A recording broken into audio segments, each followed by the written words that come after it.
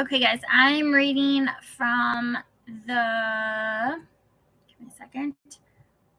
I'm reading from the New Revised Standard with Apocrypha Bible, and I'm going to be reading the Deuterocanonical, the first Maccabees. I'm going to read 1 through 8 today. And there's 16, so we'll finish it next time. Okay, Maccabees 1. First Maccabees 1.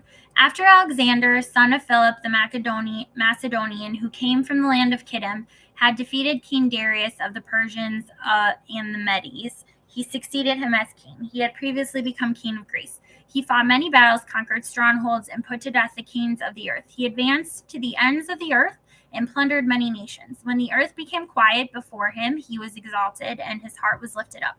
He gathered a very strong army and ruled over countries, nations, and princes, and they became tributary to him. After this, he fell sick and perceived that he was dying. So he summoned his most honored officers who had been brought up with him from youth and divided his kingdom among them while he was still alive. And after Alexander had reigned 12 years, he died. Then his officers began to rule, each in his own place. They all put on crowns after his death, and so did their descendants after them for many years, and they caused many evils on the earth. From them came forth a sinful root, Antiochus Epiphanes, son of King Antiochus. He had been a hostage in Rome. He began to reign in the 137th year of the kingdom of the Greeks. In those days, certain renegades came out from Israel and misled many, saying, "Let us go and make a covenant with the Gentiles around us. For since we separated from them, many disasters have come upon us." This proposal pleased them, and some of the people eagerly went to the king, who authorized them to observe the ordinances of the Gentiles. So they built a gymnasium in Jerusalem according to Gentile custom and removed the marks of circumcision and abandoned the Holy Covenant. They joined with the Gentiles and sold themselves to do evil. When Antiochus saw that his kingdom was established, he determined to become king of the land of Egypt in order that he might reign over both kingdoms. So he invaded Egypt with a strong force, with chariots and elephants and cavalry, and with a large fleet. He engaged King Ptolemy of Egypt in battle, and Ptolemy turned and fled before him, and many were wounded and fell. They captured the fortified cities in the land of Egypt, and he plundered the land of Egypt. After subduing Egypt, Antiochus returned in the 143rd year. He went up against Israel and came to Jerusalem with a strong force. He arrogantly entered the sanctuary and took the golden altar, the lampstand for the light, and all its utensils. He took also the table for the bread of the presence, the cups for drink offerings, the bowls, the golden censers, the curtain, the crowns, and the gold decoration on the front of the temple. He stripped it all off. He took the silver and the gold and the costly vessels. He took also the hidden treasures that he found. Taking them all, he went into his own land. He shed much blood and spoke with great arrogance. Israel mourned deeply in every community. Rulers and elders groaned. Young women and young men became faint. The beauty of the women faded. Every bridegroom took up the jament. She who sat in the bridal chamber was mourning. Even the land trembled for its inhabitants, and all the house of Jacob was clothed with shame. 2 years later, the king sent to the cities of Judah a chief collector of tribute, and he came to Jerusalem with a large force. Deceitfully, he spoke peaceable words to them, and they believed him. But he suddenly fell upon the city, dealt it a severe blow, and destroyed many people of Israel. He plundered the city, burned it with fire, and tore down its houses and its surrounding walls. They took captive the women and children and seized the livestock. Then they fortified the city of David with a great strong wall and strong towers, and it became their citadel. They stationed there a sinful people, men who were renegades. These strengthened their position. They stored up arms and food, and collecting the spoils of Jerusalem, they stored them there and became a great menace. For the citadel became an ambush against the sanctuary, an evil adversary of Israel at all times. On every side of the sanctuary, they shed innocent blood. They even defiled the sanctuary. Because of them, the residents of Jerusalem fled. She became a dwelling of strangers. She became strange to her offspring, and her children forsook her. Her sanctuary became desolate like a desert. Her feasts were turned into mourning, her Sabbath into a reproach, her honor into contempt. Her dishonor now grew. As great as her glory, her exaltation was turned into mourning. Then the king wrote to his whole kingdom that all should be on one people, and that all should give up their particular customs. All the Gentiles accepted the command of the king. Many, even from Israel, gladly adopted his religion. They sacrificed to idols and profaned the Sabbath. And the king sent letters by messengers to Jerusalem and to the towns of Judah. He directed them to follow customs strange to the land, to forbid burnt offerings and sacrifices and drink offerings in the sanctuary, to profane Sabbaths and festivals, to defile the sanctuary and the priests, to build altars and sacred precincts and shrines for idols, to sacrifice swine and other unclean animals, and to leave their sons uncircumcised. They were to make themselves abominable by everything unclean and profane, so that they would forget the law and change all the ordinances. He added, and whoever does not obey the command of the king shall die. In such words, he wrote to his whole kingdom. He appointed inspectors over all the people and commanded the towns of Judah to offer sacrifice town by town. Many of the people, everyone who forsook the law, joined them, and they did evil in the land. They drove Israel into hiding in every place of refuge they had. Now on the 15th day of Chislev, in the 145th year, they erected a desolating sacrilege on the altar of burnt offering. They also built altars in the surrounding towns of Judah and offered incense at the doors of the houses and in the streets. The books of the law that they found, they tore to pieces and burned with fire. Anyone found possessing the book of the covenant or anyone who had adhered to the law was condemned to death by decree of the king. They kept using violence against Israel, against those who were found month after month in the towns. On the 25th day of the month, they offered sacrifice on the altar that was on top of the altar of burnt offering. According to the decree, they put to death the women who had their children circumcised, and their families and those who circumcised them, and they hung the infants from their mothers' necks. But many in Israel stood firm and were resolved in their hearts not to eat unclean food. They chose to die rather than to be defiled by food or to profane the holy covenant, and they did die. Very great wrath came upon Israel. All right, First Maccabees 2. In those days, Matthias, son of John, son of Simeon, a priest of the family of Jorib, moved from Jerusalem and settled in Modin. He had 5 sons: John, surnamed Gadi; Simon, called Thassi; Judas, called Maccabees; Eleazar, called Avran; and Jonathan, called Apphus. He saw the blasphemies being committed in Judah and Jerusalem and said, "Alas, why was I born to see this, the ruin of my people, the ruin of the holy city, and to live when it was given over to the enemy, the sanctuary given over to aliens? Her temple has become like a person without honor. Her glorious vessels have been carried into exile. Her infants have been killed in her streets, her youth by the sword of the foe. What nation has not inherited her palaces and has not seized her spoils? All her adornment has been taken away, no longer free. She has become a slave. And see, our holy place, our beauty and our glory have been laid waste. The Gentiles have profaned them. Why should we live any longer?" Then Matthias and his son tore their clothes, put on sackcloth, and mourned greatly. The king's officers who were enforcing the apostasy came to the town of Modin to make them offer sacrifice. Many from Israel came to them, and Matthias and his sons were assembled. Then the king's officers spoke to Matthias as follows: "You are a leader, honored and great in this town and supported by sons and brothers. Now be the first to come and do what the king commands, as all the Gentiles and the people of Judah and those that are left in Jerusalem have done. Then you and your sons will be numbered among the friends of the king, and you and your sons will be honored with silver and gold and many gifts." But Matthias answered and said in a loud voice, "Even if all the nations that live under the rule of the king obey him and have chosen to obey his commandments, every one of them abandoning the religion of their ancestors. I and my sons and my brothers will continue to live by the covenant of our ancestors. Far be it from us to desert the law and the ordinances. We will not obey the king's words by turning aside from our religion to the right hand or to the left." When he had finished speaking these words, a Jew came forward in the sight of all to offer sacrifice on the altar in Modane according to the king's command. When Matthias saw it, he burned with zeal, and his heart was stirred. He gave vent to righteous anger. He ran and killed him on the altar.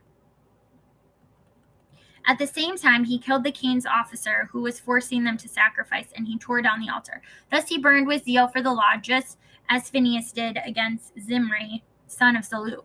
Then Matthias cried out in the town with a loud voice, saying, "Let everyone who is zealous for the law and supports the covenant come out with me." Then he and his sons fled to the hills and left all that they had in the town. At that time, many who were seeking righteousness and justice went down to the wilderness to live there.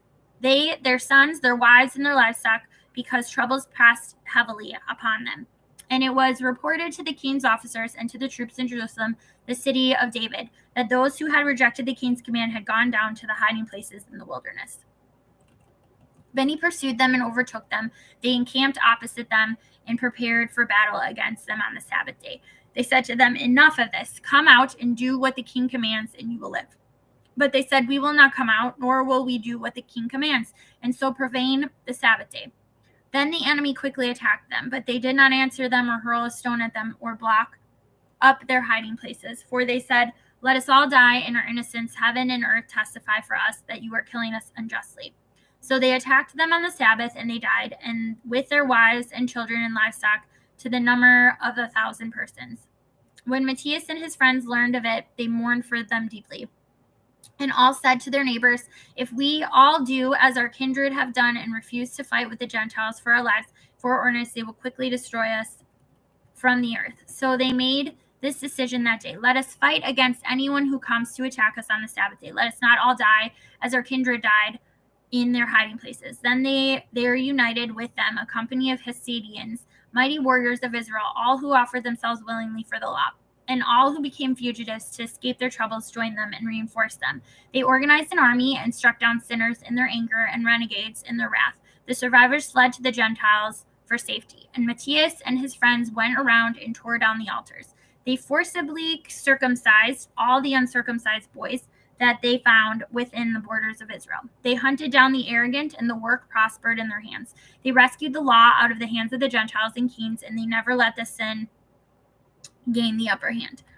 Now the days drew near for Matthias to die, and he said to his sons, "Arrogance and scorn have now become strong. It is a time of ruin and furious anger. Now, my children, show zeal for the law and give your lives for the covenant of our ancestors. Remember the deeds of the ancestors which they did in their generations, and you will receive great honor and everlasting name. Was not Abraham found faithful when tested, and it was reckoned to him as righteousness? Joseph, in the time of his distress, kept the commandment and became Lord of Egypt. Phinehas, our ancestor, because he was deeply zealous, received the covenant of everlasting priesthood. Joshua, because he fulfilled the command, became a judge in Israel. Caleb, because he testified in the assembly, received an inheritance in the land. David, because he was merciful, inherited the throne of the kingdom forever. Elijah, because of great zeal of the law, was taken up into heaven. Hananiah, Azariah, and Mishael believed and were saved from the flame. Daniel, because of his innocence, was delivered from the mouth of lions. And so observe from generation to generation that none of those who put their trust in him will lack strength. Do not fear the words of sinners, for their splendor will turn into dung and worms. Today they will be exalted by tomorrow, but tomorrow they will not be found, because they will have returned to the dust, and their plans will have perished. My children, be courageous and grow strong in the law, for by it you will gain honor. Here is your brother Simeon, who I know is wise in counsel. Always listen to him. He shall be your father. Judas Maccabees has been a mighty warrior from his youth. He shall command the army for you and fight the battle against the peoples. You shall rally around you all who observe the law and avenge the wrong done to your people. Pay back the Gentiles in full and obey the commands of the law. Then he blessed them and was gathered to his ancestors. He died in the 46th year and was buried in the tomb of his ancestors in Modin, and all Israel mourned for him with great lamentation. All right, 1 Maccabees 3.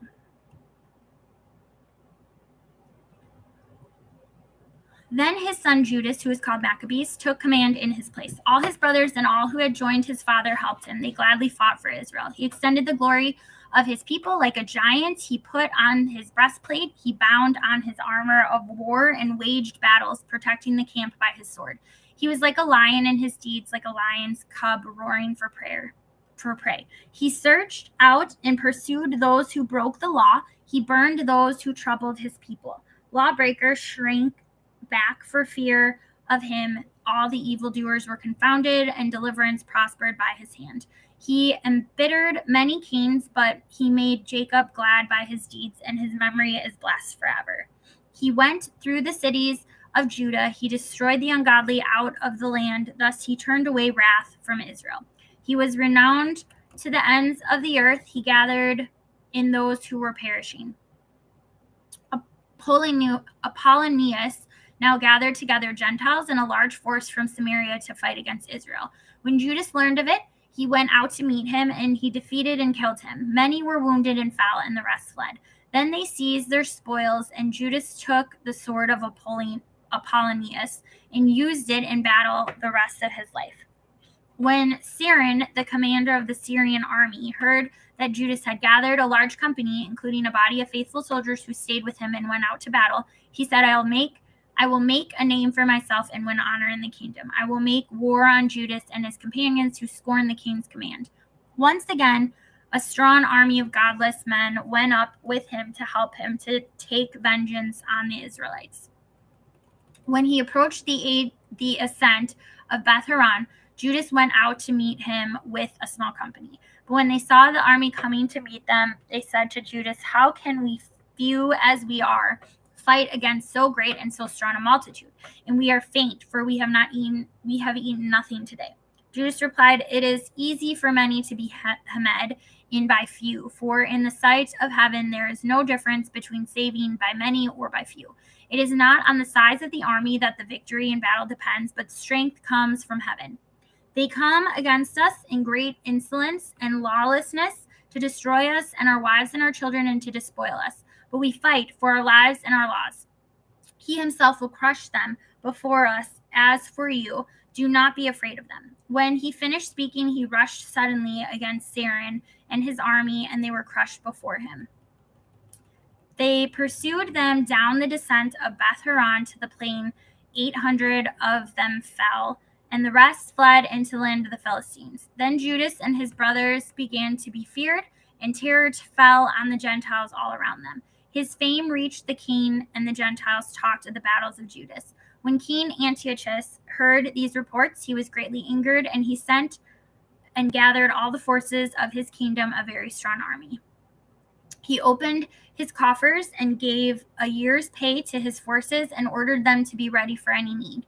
Then he saw that the money in the treasury was exhausted, and that the revenues from the country were small because of the dissension and disaster that he had caused in the land by abolishing the laws that had existed from the earliest days. He feared that he might not have such funds as he had before for his expenses and for the gifts that he used to give more lavishly than preceding kings.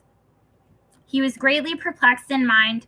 Then he determined to go to Persia and collect the revenues from those regions and raise a large fund.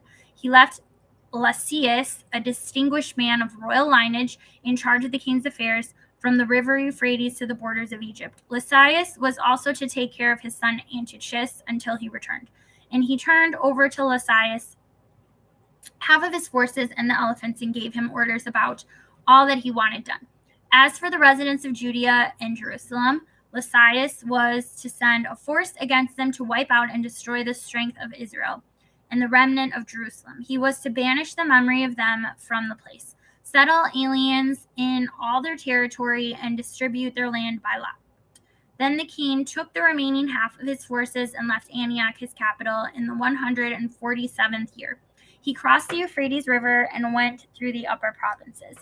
Lysias chose Ptolemy Ptolemy, son of Doramenes, and Nicanor and Gorgias, able men among the friends of the king, and sent them with them 40,000 infantry and 7,000 cavalry to go into the land of Judah and destroy it as the king had commanded. So they set out with their entire force, and when they arrived, they encamped near Emmaus in the plain. When the traders of the region heard what was said to them, they took silver and gold in immense amounts and fetters and went to the camp to get the Israelites for slaves. And forces from Syria and the land of the Philistines joined with them. Now Judas and his brothers saw that misfortunes had increased and that the forces were encamped in their territory. They also learned what the king had commanded to do and to the people to cause their final destruction. But they said to one another, let us restore the ruins of our people and fight for our people and the sanctuary. So the congregation assembled to be ready for battle and to pray and ask for mercy and compassion. Jerusalem was uninhabited like a wilderness. Not one of their children went in or out. The sanctuaries trampled down, and aliens held the citadel. It was a lodging place for the Gentiles. Joy was taken from Jacob. The flute and the harp ceased to play. Then they gathered together and went to Mizpah, opposite Jerusalem, because Israel formerly had a place of prayer in Mizpah. They fasted that day, put on sackcloth, and sprinkled ashes on their heads, and tore their clothes. And they opened the book of the law to inquire into those matters about which the Gentiles consulted the likeness of their gods, the vestments of the priesthood, and the first fruits and the tithes. And they stirred up the Nazarites who had completed their days. And they cried aloud to heaven, saying, what shall we do with these? Where shall we take them? Your sanctuaries trampled down and profaned, and your priests mourn in humiliation. Here the Gentiles are assembled against us to destroy us. You know what they plot against us. How will we be able to withstand them if you do not help us? Then they sounded the trumpets and gave a loud shout. After this, Judas appointed leaders of the people in charge of thousands and hundreds and fifties and tens. Those who were building houses or were about to be married, or were planting a vineyard, or were faint-hearted, he told them to go home again according to the law. Then the army marched out and encamped to the south of Emmaus. And Judas said, arm yourselves and be courageous. Be ready early in the morning to fight with these Gentiles who have assembled against us to destroy us and our sanctuary. It is better for us to die in battle than to see the misfortunes of our nation and of the sanctuary. But as his will in heaven may be, so shall he do. All right. It's already like 22 minutes in, so I'm just going to read First Maccabees just 1 through 4 today instead of 1 through 8 because it's getting pretty long. Okay, so we're in First Maccabees 4. This will be the last chapter we read today. Now Gorgias took 5,000 infantry and 1,000 picked. His division moved out by night to fall upon the camp of the Jews and attack them suddenly. Men from the citadel were his guides, but Judas heard of it, and he and his warriors moved out to attack the king's force in Emmaus. While the division was still absent from the camp, when Gorgias entered the camp of Judas by night, he found no one there. So he looked for them in the hills because he said, these men are running away from us. At daybreak, Judas appeared in the plain with 3,000 men, but they did not have armor and swords such as they desired. And they saw the camp of the Gentiles strong and fortified with cavalry all around it, and these men were trained in war. But Judas said to those who were with him, do not fear their numbers or be afraid when they charge. Remember how our ancestors were saved at the Red Sea when Pharaoh with his forces pursued them. And now let us cry to heaven to see whether he will favor us and remember his covenant with our ancestors and crush this army before us today. Then all the Gentiles will know that there is one who redeems and saves Israel.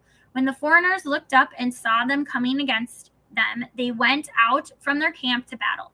Then the men with Judas blew their trumpets and engaged in battle. The Gentiles were crushed and fled into the plain, and all those in the rear fell by the sword. They pursued them to Gazara and to the plains of Idumea and to Azotus and Jamnia, and 3,000 of them fell.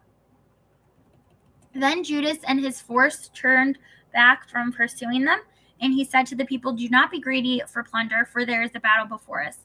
Gorgias and his force are near us in the hills, but stand now against our enemies and fight them, and afterwards seize the plunder boldly." Just as Judas was finishing this speech, a detachment appeared, coming out of the hills. They saw that their army had been put to flight and that the Jews were burning the camp, for the smoke that was seen showed what had happened. When they perceived this, they were greatly frightened, and when they also saw the army of Judas drawn up in the plain for battle, they all fled into the land of the Philistines. Then Judas returned to plunder the camp, and they seized a great amount of gold and silver and cloth dyed blue and sea purple and great riches. On their return, they sang hymns and praises to heaven, for he is good, for his mercy endures forever. Thus Israel had a great deliverance that day. Those of the foreigners who escaped went and reported to Lysias all that had happened. When he heard it, he was perplexed and discouraged, for things had not happened to Israel as he had intended, nor had they turned out as the king had ordered. But the next year he mustered 60,000 picked infantry and 5,000 cavalry to subdue them. They came into Idumea and encamped in Bethzer, and Judas met them with 10,000 men. When he saw that their army was strong, he prayed, saying, "Blessed are you, O Savior of Israel, who crushed the attack of the mighty warrior by the hand of your servant David, and gave the camp of Philistines into the hands of Jonathan, son of Saul, and of the man who carried his armor.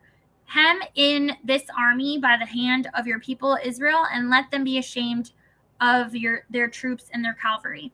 Fill them with cowardice, melt the boldness of their strength, let them tremble in their destruction. Strike them down with the sword of those who love you, and let all who know your name praise you with hymns."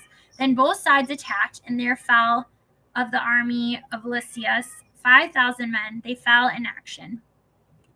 When Lysias saw the rout of his troops and observed the boldness that inspired those of Judas and how ready they were either to live or to die nobly, he withdrew to Antioch and enlisted mercenaries in order to invade Judea again with an even larger army. Then Judas and his brothers said, "See, our enemies are crushed. Let us go up to cleanse the sanctuary and dedicate it." So all the army assembled and went up to Mount Zion. There they saw the sanctuary desolate, the altar profaned, and the gates burned. In the courts they saw bushes sprung up as in a thicket or as on one of the mountains. They saw also the chambers of the priests in ruins. They then tore their clothes and mourned with great lamentation. They sprinkled themselves with ashes and fell face down on the ground. And when the signal was given with the trumpets, they cried out to heaven. Then Judas detailed men to fight against those in the citadel until he had cleansed the sanctuary. He chose blameless priests devoted to the law, and they cleansed the sanctuary and removed the defiled stones to an unclean place. They deliberated what to do about the altar of burnt offering, which had been profaned, and they thought it best to tear it down so that it would not be lasting shame to them that the Gentiles had defiled it. So they tore down the altar and stored the stones in a convenient place on the temple hill until a prophet should come to tell what to do with them. Then they took unhewn stones as the law directs and built a new altar like the former one. They also rebuilt the sanctuary and the interior of the temple and consecrated the courts. They made new holy vessels and brought the lampstand, the altar of incense, and the table into the temple. Then they offered incense on the altar and lit the lamps on the lampstand, and these gave light in the temple. They placed the bread on the table and hung up the curtains. Thus they finished all the work they had undertaken. Early in the morning on the 25th day of the 9th month, which is the month of Sheslev, in the 148th year, they rose and offered sacrifice as the law directs on the new altar of burnt offering that they had built. At the very season and on the very day that the Gentiles had profaned it, it was dedicated with songs and harps and lutes and cymbals. All the people fell on their faces and worshipped and blessed heaven who had prospered them. So they celebrated the dedication of the altar for 8 days and joyfully offered burnt offerings. They offered a sacrifice of well-being and a thanksgiving offering. They decorated the front of the temple with golden crowns and small shields. They restored the gates and the chambers of the priests and fitted them with doors. There was very great joy among the people, and the disgrace brought by the Gentiles was removed. Then Judas, scrolled too far again, guys, sorry. Where'd it go?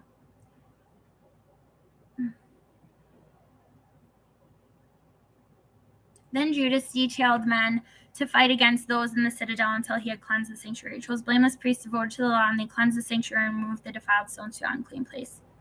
I'm pretty sure that is.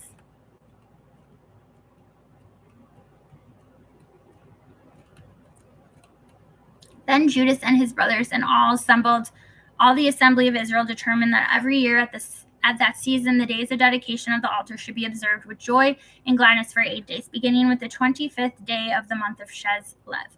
At that time, they fortified Mount Zion with high walls and strong towers all around to keep the Gentiles from coming and trampling them down as they had done before. Judas stationed a garrison there to guard it. He also fortified Besser to guard it so that the people might have a stronghold that faced Idumea. All right, guys, that's it for today. We'll do 1 Maccabees 5 next time. Bye.